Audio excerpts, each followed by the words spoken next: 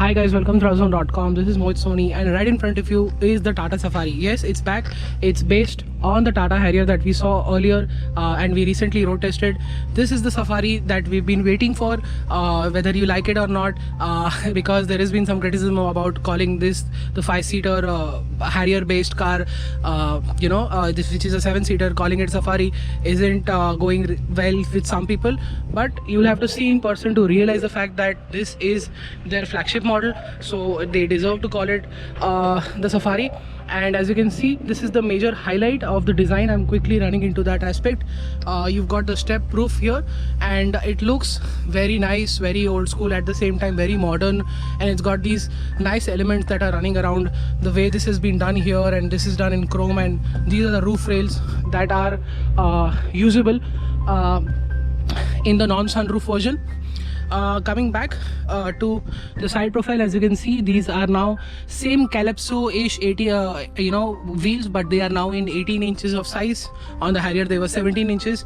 And the other change here is of course this new grille, which is now again grey in color, and which has the design, Tata's new design language, which is done in chrome. It looks very nice with this, particularly in white color with the grey background and the chrome surrounds. This car does look very impressive. It's already in our short drive grabbed a lot of attention, and that shows. You've got these lovely detailed headlamps as always.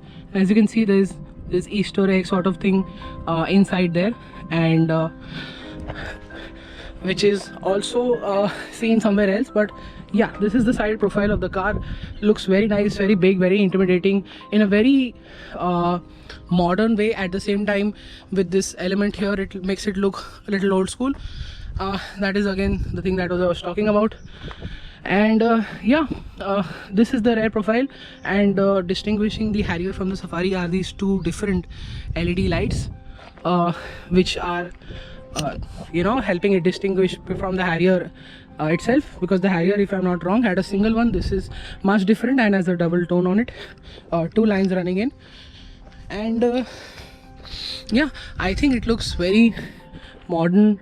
At the same time, the step roof does remind me of the Safari almost a decade ago. I spent a lot of time with that, so this is almost bringing those memories, but in a more modern and better way. And I think this looks, for today's standards, for the Tata car, it looks very modern, but it does remind me of certain old school European SUVs that we've all loved for a really long time. And now, stepping inside the interior, as you can see, there's been a certain amount of overhaul. This new oyster white color that is being used for the cabin makes this cabin stand out. It looks very good, very quality, very high finish. And getting inside, and as you can see now, this dash is soft touch, and this new ash colored ash wood is what Tata likes to call it, gives it a very nice premium look. Along with this color, which is also grey color on the top, you've got these piano black finish for everything else, and here as well. And there's some space here, there's some space here as well. And now let's start up the car. It's a manual, yeah. And as you can see, those doors are very heavy, and it's trying to wish me a happy birthday, but it's not my birthday and it's not my car. So but we know for a fact that this feature does exist in this car, so if you put in your birthday, it will remind you of that, and that will be really cool. Your own favorite car wishing you a happy birthday. Coming back to the features list, you've got steering mounted controls, cruise control, and automatic wipers and automatic lights. You've got a start stop button, you've got a keyless entry and go, and this is how you shuffle between the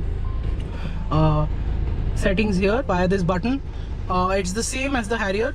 You've obviously got a new TPMS system here, tire pressure monitoring system, which you can see is doing its job. And that's the 8.8-inch screen.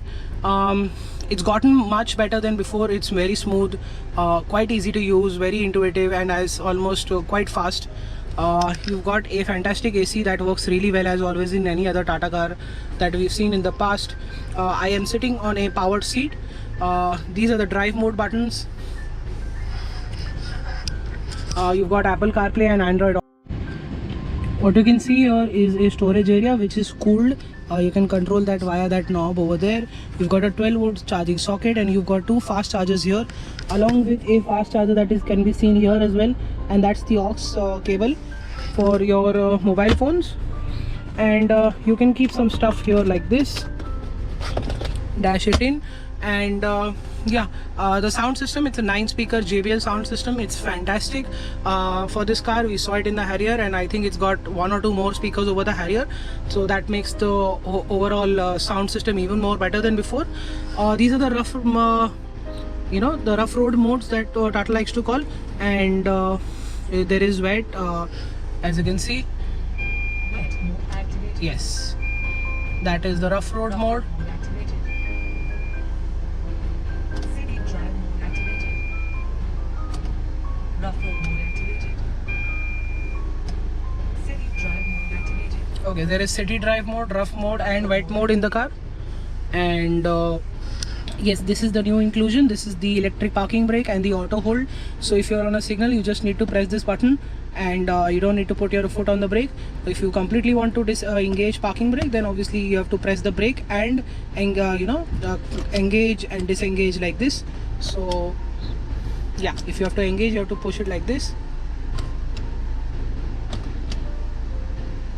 Sorry, you have to pull it like this.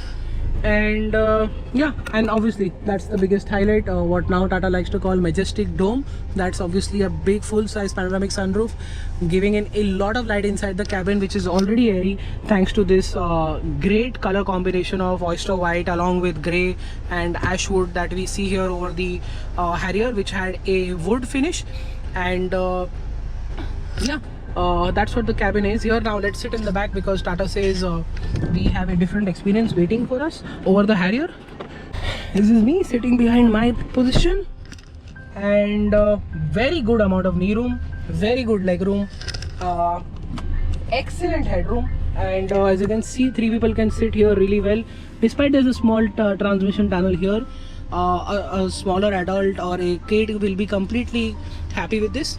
Tata also has something called the boss mode. So this is the lever for that, and you just press it, and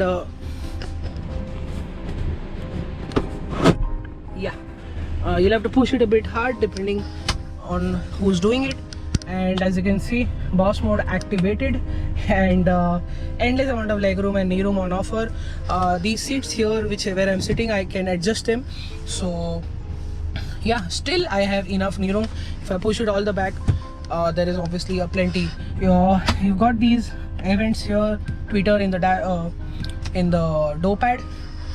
Like I said, there is a total of 9. And this kind of reminds me of the Discovery Sport and the way this has been carved out, because this car is obviously based on that platform. And now let's jump into the rear seats, which is the second biggest highlight of this car. So let's start with the entire procedure. You'll have to take the seat ahead like this, and then flip it like this, and it will fold.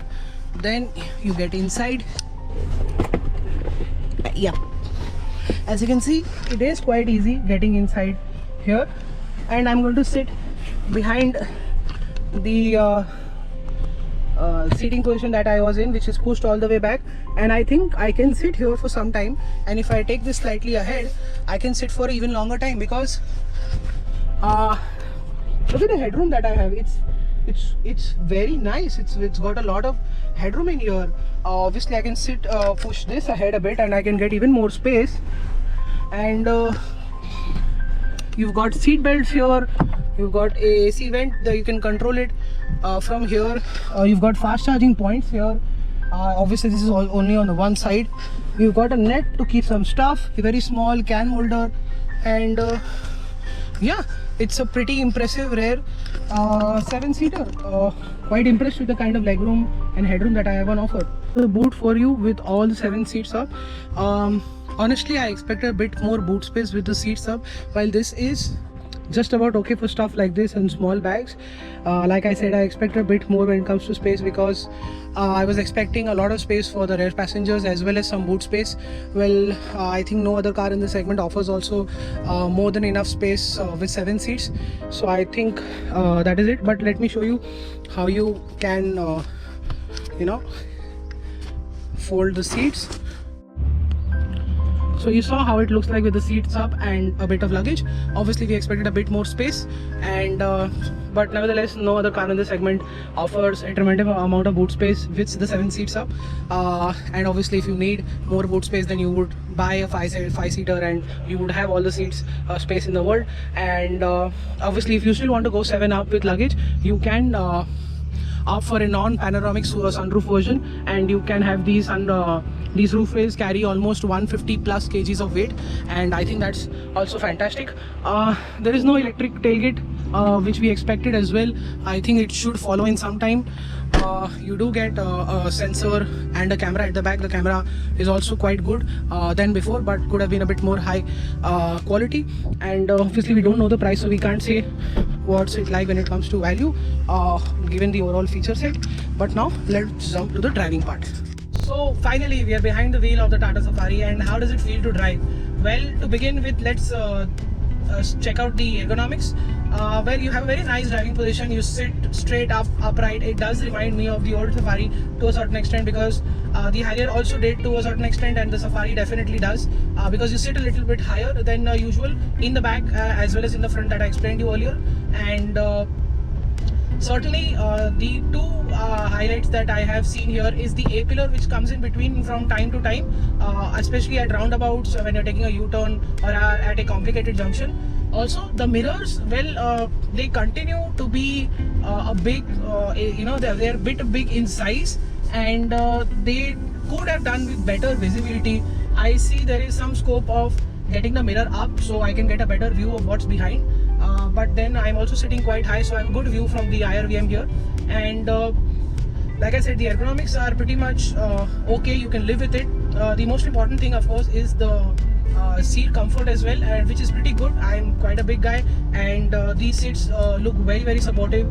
We've just spent half a day with them, and they do look very comfortable. We are not in any position where we are feeling any ache or fatigue or anything in any other way. The steering wheel, it's good to hold. It's a right balance of old school looks as well as the way you can hold it. And now let's talk about the engine. It is of course the same engine that we saw in the updated Harrier last year. So it's a 170 PS 350 Newton meter diesel motor borrowed from FCA, and it's got a 6-speed manual and a 6-speed automatic. What we're driving right now is the manual, and we're done with the automatic. Let's start with the manual though, because when we drove the updated Harrier, we didn't get a chance to sample it, and it is the same one that we drove when the Harrier was launched. So I really love this manual gearbox. It doesn't feel like I am hustling a very big SUV. It's not got that huge throw or anything like that. It feels like a very, very nice gearbox to operate. I said it earlier and I'll say it again, it's gotten even better. The shifts are very smooth, seamless, slick. It's extremely well gated, so you won't have any problems missing the gears. And clutch is also light, slightly long, but you'll get used to it in absolutely no time. And what we're driving right now is in city mode. There's a bit of engine that I can hear. If I put it in, Economy drive mode activated. what I notice is that the noise levels slightly increase a bit, but when I put it into sport mode, it obviously frees up the power and torque, the full 170 PS and 350 Newton meters, and the sound comes down. This is what I have noticed while driving the Harrier as well as the Safari. And the engine though is very smooth throughout the rev range, and the NVH levels that I explained right now are acceptable. There is no vibration as such, so this makes it a very pleasant cabin to be in. And the throttle response is excellent. You've got very good low end and mid range torque.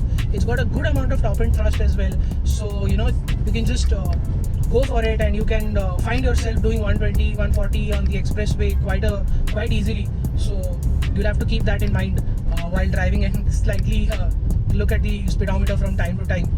you don't want speed tickets on a daily basis. Nobody does. And the brakes, well, the Safari now has updated brakes at the back, so you have a disc brake at the back, and what that does is the pedal bite continues to be a bit long, but when you actually get into the the meat of the bite, it stops with much more urgency than before. It was required because the Safari is bigger, only 70 kilos heavier, despite there's a big increase in size, and the brakes do a fantastic job. It's got a something called electronic pre-brake fill, so the way you leave the accelerator of in an emergency or slowly, it will boost the boosters, which basically accentuate all four brakes in a much more quicker manner and much better way. So the moment you leave the accelerator, whether it's very quickly or very slowly, it will fill the booster, so you get a fantastic bite and a lot of braking performance as soon as possible, because it is trying to understand what you've done, and it will prepare the brakes basically to make sure that you get enough stopping power to stop before time. I think these are some European car features of the past where we've been seeing them in other cars that have been sold in India, but now that is slowly making its way into cars like this. Obviously Tata has a high score when it comes to safety all the time. This has not been tested for global NCAP yet, but you get 6 airbags, ABS, CBD, traction control, and we expect this to gain top marks as well. When it comes to driving, well, I'm pretty surprised the way the suspension is behaving. Obviously it's fantastic, as always with any other recent Tata car. Ride quality is great, and body roll is extremely well contained. I found the Harrier to have slightly more body roll than the Safari. While this is bigger and the suspension has been tuned, it obviously gets larger wheels, which is keeping the body roll well in check. So Tata has done a commendable job in getting the suspension right to make sure that it meets the Safari's extra weight and length need. And with the 18-inch wheels, it's making even more sense than ever before. I think this feels much better to drive than the Harrier itself, because I have more confidence to push it in the corners, switch lanes at higher speeds, and in the way it's behaving while braking, accelerating, it's quite impressive. Steering wheel, obviously we all know the Harrier had a slightly sensitive steering. It got fixed in the updated version. With the Safari, they've updated it yet again, so it's even less sensitive, but it's still let's say a little bit more sensitive than normal cars or of this segment. But you get a good amount of feel and feedback from the steering. It's quite precise.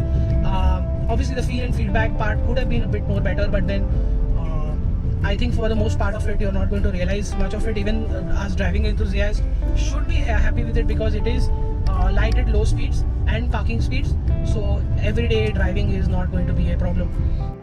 So we have finally astride the Tata Safari's diesel automatic version, and as you can see behind me, there are two captain seats now instead of the bench in between that I was driving with the manual. So immediate first impression is that you feel more confident while driving the automatic, because there is extra weight here in the front. Obviously the automatic gearboxes are usually heavier than the manual counterparts, so the additional weight here is immediately felt, because the front end now feels much more composed, and it's just giving me more confidence, at the same time feeling more confident itself while driving forward. In the way it takes speed breakers and everything else, it just feels more calm and more composed. That's a significant change that I have seen in my few hours of drive with this car. Obviously we are limited by time right now, but like I said, my first initial impression is the automatic feels confident, and it inspires confidence to the driver as well while driving. In terms of gear changes and everything, gear changes in between, let's say I'm doing 60 kilometers an hour and I want to make an overtaking maneuver, I find that very easy. I just have to stomp my foot down on the accelerator and it will change gears rather quickly. It is almost on par with most torque converters or any other gearbox for that matter in this segment. That's the reason why this automatic is doing really well in the Harrier, and it should do exceptionally well in the Safari as well. In terms of refinement, I told you it just gets a little bit more boomier in eco mode, but in sport mode you get the boom in the higher rev range, and up shifts and down shifts both are very seamless, very quick, mostly quick, but the most important part, it's very smooth and seamless. This just reminds you of those old school SUVs, and it is thoroughly modern even in today's time. That's the balance, and that balance you only understand when you spend some time with this car. We've spent a lot of time with the Harrier, and like I said, our first impressions are so good of the Safari. Wait to spend more time in the Safari and let you know more about it. But our first impressions are quite solid. This is a package done really well. Of course, it doesn't have a couple of features that the competition has, but then again, you have to drive it to believe it. This car is exceptionally well to drive. It's extremely comfortable. It's spacious in the back. It is high on safety when it comes to all the safety kit that is on offer, and that will definitely make you pitch towards the Safari over everything else. One test drive, and even after buying, you will not regret, be it the manual or the automatic. You are not going to regret this decision, that's for sure. I think that is it. Thank you so much for watching our video. Make sure you like it. Still have some comments, put them in the comment section below. Share this video. Follow us on Twitter, Instagram, Facebook, and thank you so much for watching. See you next time. Goodbye.